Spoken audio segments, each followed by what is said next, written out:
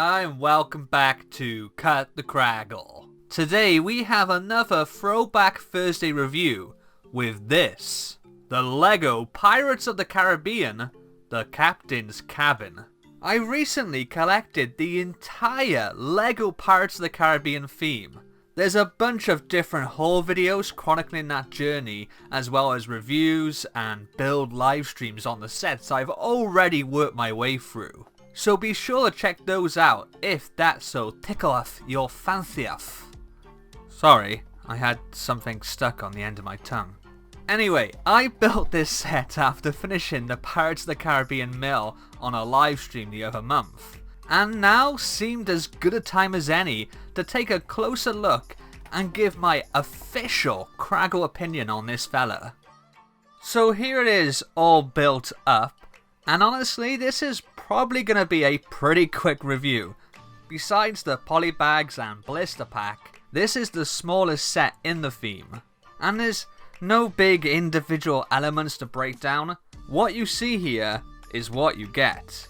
And what you get are 3 little scene dressing builds and 3 minifigures.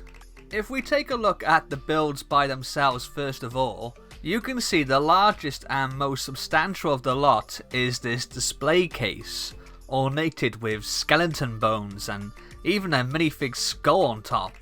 Now this set is based on the 4th movie, On Stranger Tides, and the captain's cabin in question is Blackbeard's, from his ship, the Queen Anne's Revenge.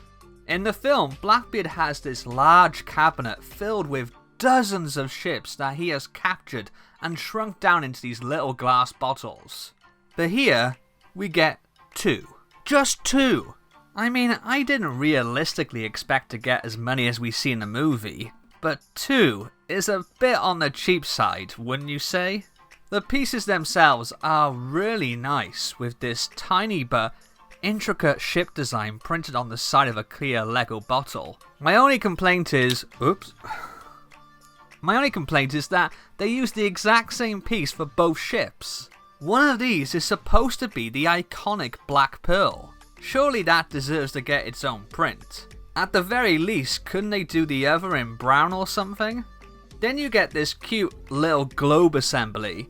It uses these 2 great printed pieces we've seen in other sets like Ninjago Docks and the 66 Batcave. It's got a superb amount of detail on there. Of course, this piece is a bit redundant though, because as we all know here in 2020, the Earth is flat.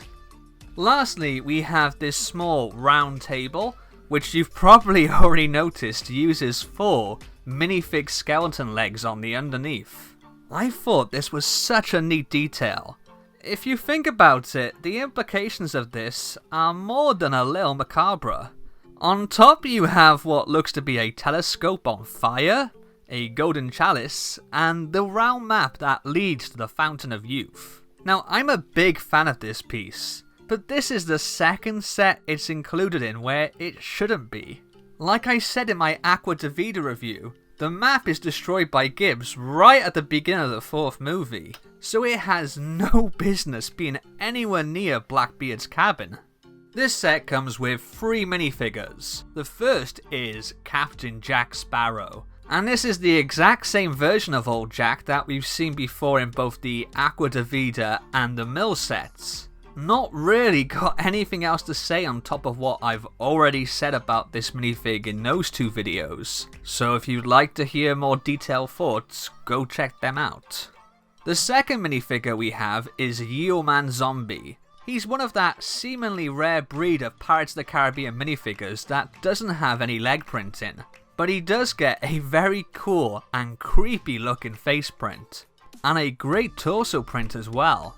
There's more printing around the back on the torso, and if I lift up that hairpiece to give you a better look, you can see he also has a more neutral alternate expression. Still scary though. The third and final minifig is Gunner Zombie. This is another terrific looking minifigure. No leg printing again, but that face design is exceptionally gnarly looking. He comes with a flintlock pistol and a sword with sheath, and actually, that sheath is kinda getting in the way of his torso design.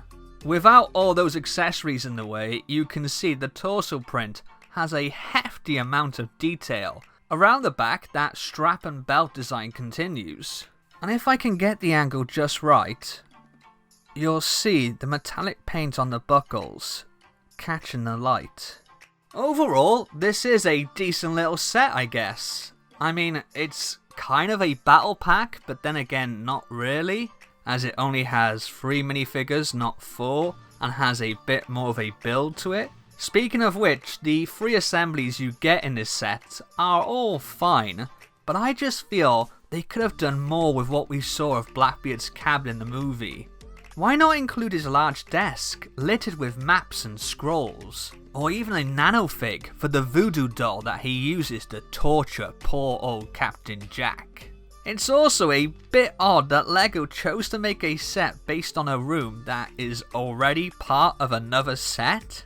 Let me explain. This is a set based on a room on the ship, the Queen Anne's Revenge. And that ship itself is another LEGO set that was released in this theme at the same time as this set. Eh? Does any of that make this a bad set though? Not really, but with no exclusive minifigs and nothing particularly exciting in the way of builds or play features, this is one you could easily pass on. What do you think of the LEGO Pirates of the Caribbean The Captain's Cabin? Let me know in the comments below. Don't forget to like this video, and if you haven't already, be a hero and hit that subscribe button.